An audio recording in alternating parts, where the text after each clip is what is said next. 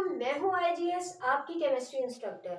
आज हम सॉल्व करने वाले हैं क्लास 11 चैप्टर नंबर 8 के न्यूमेरिकल्स। अच्छा, न्यूमेरिकल्स के बारे में ये मैं बता दूं कि बुक में जो आंसर दिए हुए हैं इसके वो गलत है। तो बच्चे प्रैक्टिस करते हुए क्या करते हैं, बड़े कंफ्यूज हुए हैं कि यार शायद उन्हें करना नहीं आ रहा या पता नहीं क्या है, वो इतने तरीके इस्तेमाल कर लेते हैं तब भी उनका आंसर सही नहीं आया। तो बहरहाल हम इसको सॉल्व कर लेते हैं और इस जैसे अगर कोई दूसरे न्यूमेरिकल्स आ जाते हैं तो आप उसे किस तरह सॉल्व करेंगे वो मैं आज आपको डिटेल में बता दूंगी। तो भाई हमारा जो बेसिकली पहला क्वेश्चन है वो है हमारे पास, a solution is made by dissolving 14.8 HCl। HCl का मास दिया हुआ है जो कि हमें दिया हुआ है 14.8 ग्राम। ठीक है भाई, और कहा हुआ है कि एक वाटर में मिलाकर जो है इसका एक सोल्यूशन बनाया तकरीबन 25 डिग्री सेंटीग्रेड पर। If the volume of solution is 750 centimeter cube and HCl is assumed to be completely ionized, तो आप बताएं इसकी pH क्या होगी। ठीक है, अच्छा यहाँ पर मैं आपको बता दूं pH किसके बराबर होता है, माइनस लॉग H की कंसंट्रेशन। अभी H की कंसंट्रेशन नहीं दी हुई कहीं भी हमें। अब क्या करना पड़ेगा, H की कंसंट्रेशन अपने डेटा से निकालनी पड़ेगी। डेटा क्या दिया हुआ है, मास ऑफ HCl दिया हुआ है। ठीक है भाई, जो कि मुझे कितना दिया है भाई इन्होंने 14.8, और इसके अलावा दिया हुआ है mass of volume of solution. Volume of solution और वो दिया हुआ है 750 सेंटीमीटर क्यूब। अब ये H की कंसंट्रेशन कैसे निकलेगी यार, मुझे एक चीज और पता है। वो क्या पता है, HCl जब आयोनाइज्ड होगा तो वो टूटेगा H पॉजिटिव और क्लोरीन नेगेटिव में। सिंपल सा इसका मैं एक आप लोगों को वो देती हूँ, एक मिनट इसको रख देते हैं।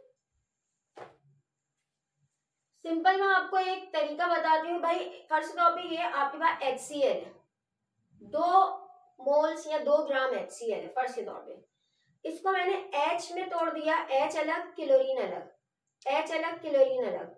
2 HCl थे, 2 ही H आइन निकले मेरे पास और 2 ही क्लोरीन निकले मेरे पास। 2 H आइन 2 क्लोरीन, तो यानी कि जो कंसंट्रेशन हमारे पास पूरे मॉलिक्यूल की होगी वही उसके आइंस की कंसंट्रेशन होगी। इसकी कंसंट्रेशन पता चल जाए तो उसकी ऑटोमेटिकली पता चल जाएगी। और कंसंट्रेशन निकाल लेते हैं। कंसंट्रेशन कैसे निकलेगी भाई, कंसंट्रेशन निकलेगी हमारे पास, कंसंट्रेशन ऑफ HCl वो निकल सकती है कब, जब हमें पता हो मोल पर decimetre cube, volume in decimetre cube. Mole हम इससे पता कर लेंगे, mass divided by molar mass mole. और डेसीमीटर क्यूब तो मैं भी हाथों हाथ निकाल दूं भाई, आप इसको 1000 से डिवाइड करो। ठीक है, तो आपके पास डेसीमीटर क्यूब में आंसर आएगा 1 2 3 0.1275 डेसीमीटर क्यूब। ठीक है भाई, मोल निकाल लेते हैं भाई। पहले मैं यहाँ पर एक और चीज बता दूं, HCl, H होता है 1, क्लोरीन होता है 35.5, तो ये हो गया 36.5। ठीक है भाई, अब हम यहाँ पर करते हैं मोल्स ऑफ HCl। ठीक है, 14.8 डिवाइडेड बाय 36.5। देखते हैं भाई हमारे पास क्या आंसर निकल के आ रहा है, 0.405। ये मेरा आंसर है 0.405। कंसंट्रेशन भी निकाल ही लेते हैं, कंसंट्रेशन ऑफ HCl। ठीक है, अच्छा इसको करने का तरीका क्या होगा, इसको करने प्रॉपर तरीके से भी बता देती हूँ ताकि एग्जाम में आए तो आपको पता तो हो कि आपने किस अरेंजमेंट से करना है। आपने ये डेटा बना लिया, ठीक है, डेटा बनाने के बाद अब आप लिखेंगे फॉर्मूला। ठीक है, और ये आपने फॉर्मूला लिख लिया। ठीक है, इसके बाद ये सारी बातें आप सॉल्यूशन में करेंगे। सारी बातें कैसे, आप लिखेंगे सॉल्यूशन।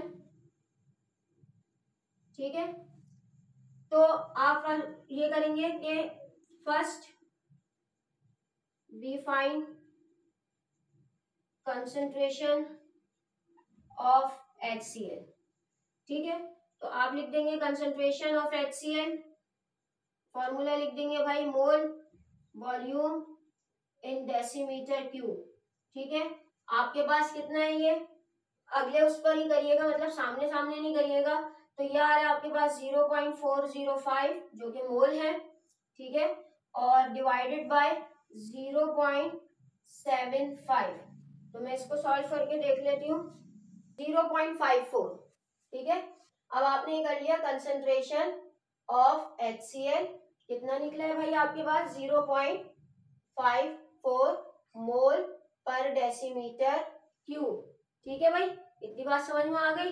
अब हम क्या करते हैं, अब आपको पता है HCl इस तरह करके लिखेंगे, H positive plus chlorine negative, यहाँ आप लिखेंगे 0.54, यहाँ पे भी लिखिएगा 0.54 मोल पर डेसीमीटर क्यूब, मोल पर डेसीमीटर क्यूब। ठीक है, अब आ जाएगा आपके पास मेन, जो कि ये है formula, pH is equal to minus log. ठीक है, माइनस को जरा बाहर रख रही हूं मैं, लॉग 0.54। अपना आप साइंटिफिक कैलकुलेटर निकाल ले, अलाउ होगा। ठीक है, आपके पास, क्योंकि x3 की वैल्यू भी आपको मालूम करनी पड़ती है KSP में, तो इस चीज की कंफ्यूजन बिल्कुल नहीं रखिएगा कि आया कैलकुलेटर जो है वो होगा नहीं होगा, कोई बोले यार नहीं होगा तो उसकी बिल्कुल भी बात नहीं मानिएगा, आपके पास जो है वो होता है। ठीक है, कैलकुलेटर अलाउ। और क्यों होता है, क्योंकि KSP के जो हमारे पास कंसंट्रेशन वाले न्यूमेरिकल होते हैं उसमें x3 विदाउट उसके आप कैसे निकालेंगे x3, x क्यूब की वैल्यू आप निकाल कैसे लेंगे, आप मुझे बताएं, नहीं निकाल पाएंगे। ठीक है, तो लॉग आपको जो है वो दिया हुआ होता है, लॉग आपसे पूछा है इन्होंने लॉग 0.54, तो ये आ रहा है मेरे पास, माइनस लॉग देखा मैंने, माइनस लॉग 0.54, मेरे पास आंसर आ रहा है 0.26। ठीक है, तो ये मेरी pH आ गई। अब देख लेते हैं इसका दूसरा क्वेश्चन। दूसरा क्वेश्चन कदरे आसान है हमारे पास। अच्छा जी, अगला क्वेश्चन हमारे पास, the hydroxide ion concentration, hydroxide ion की कंसंट्रेशन यानी कि कंसंट्रेशन ऑफ हाइड्रोक्साइड आयन हमें कितनी दी हुई है भाई इन्होंने, 3.5 मल्टीप्लाई बाय 10 की पावर -4, 3.5 मल्टीप्लाई बाय 10 की पावर -4 m। ठीक है, सही है भाई। अच्छा जी, अब हम क्या करें, अब हमारे पास इन्होंने आगे जो सवाल दिया हुआ है वो है कैलकुलेट इट्स pH, pH बतानी है भाई इसकी।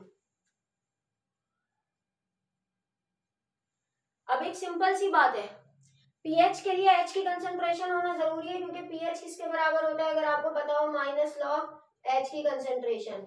लेकिन यहाँ पर किसकी दी हुई है, इसकी दी हुई है OH की। इसका मतलब कि हम POH निकालेंगे, पहले POH निकालेंगे जो कि हमारे पास निकलेगी OH की कंसंट्रेशन से।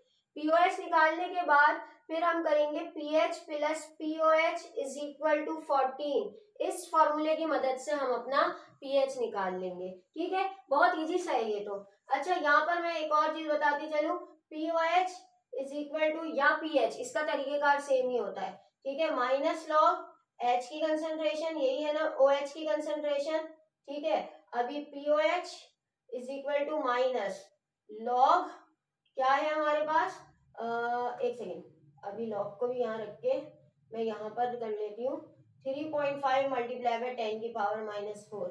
अच्छा, यहाँ पर देखें, अब अगला स्टेप उन लोगों के लिए जो कि प्री इंजीनियरिंग के स्टूडेंट होते हैं, वो कैलकुलेटर चलाना बहुत अच्छी तरीके से जानते हैं। हमारे पास नोटेशन रखी जाएगी, किस तरीके से सॉल्व होगा, ईच एंड एवरी जो हमारे पास फंक्शन होता है कैलकुलेटर का, वो जानते होते हैं, वो कर लेते हैं। लेकिन यहाँ पर आकर फंसते हैं हमारे मेडिकल वाले स्टूडेंट, क्योंकि उनको इतनी ज्यादा कैलकुलेशन करनी पड़ती नहीं है, इसीलिए जो है वो उन्हें बहुत ज्यादा फंक्शनिंग का पता नहीं होता। ऐसा मेडिकल स्टूडेंट, मेरा भी यही मसला था कि मुझे आज तक भी साइंटिफिक कैलकुलेटर मुकम्मल तरीके से जो है वो नहीं चलाना आता। बहुत सारे ऑप्शंस जो उसमें होते हैं, बहुत सारी कीज, वो मुझे पता भी नहीं है।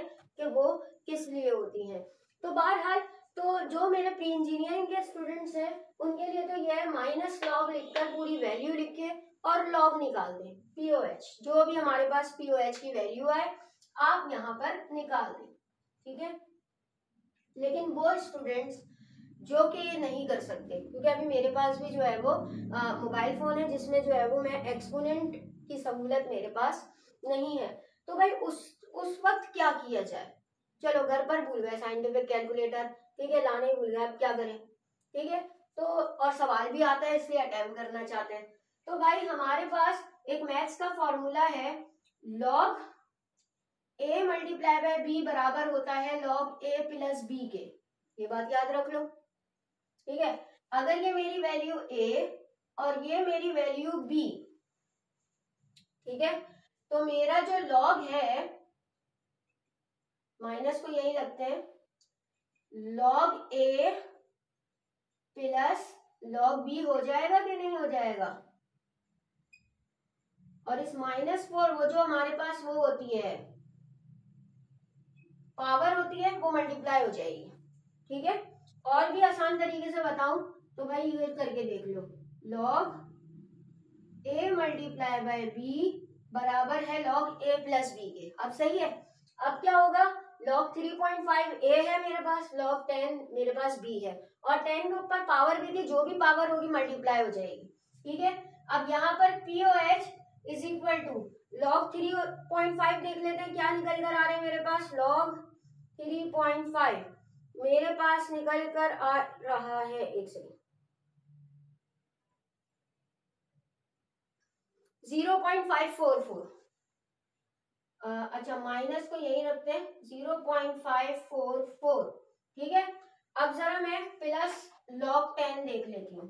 लॉग 10 मेरे पास वैसे 1 आता है, मैं बता दूं, ठीक है। लॉग 10 1 के बराबर होता है, ठीक है, 1 और ये -4 इसके साथ मल्टीप्लाई होगा, ठीक है। जैसे ही 1 के साथ ये -4 मल्टीप्लाई होगा भाई ये हो जाएगा मेरे पास -0.544 प्लस माइनस माइनस होता है -4, ठीक है। फिर हम क्या करते हैं इसको, हमारे पास -0 पॉइंट ब्रैकेट खोल रही हूं मैं, 4 माइनस माइनस प्लस 4। अब जरा देख लेते हैं इन दोनों को सॉल्व करके, हमारे पास -0.544 प्लस 4, मेरे पास वैल्यू आ रही है 3.456। अब दूसरा ये हमारा पीओएच आ गया, अब इससे पीएच निकाल लेंगे, ठीक है। पीएच प्लस पीओएच यानी कि 3456 इज इक्वल टू 14। पीएच को इधर ही रखते हैं 14, ये इधर प्लस में है माइनस में चला जाएगा, -3.456। अब देख लेते हैं 10.544, pH इज इक्वल टू 10.544। तो ये हमारे पास टोटल जो है वो आंसर है। आई होप कि लेक्चर आपको समझ में आया होगा। लेक्चर आपको समझ में आया तो भाई क्लासमेट के साथ जरूर शेयर कर दीजिएगा, पढ़ाई पर फोकस करते रहिएगा और अपना ख्याल रखिएगा। Thank you.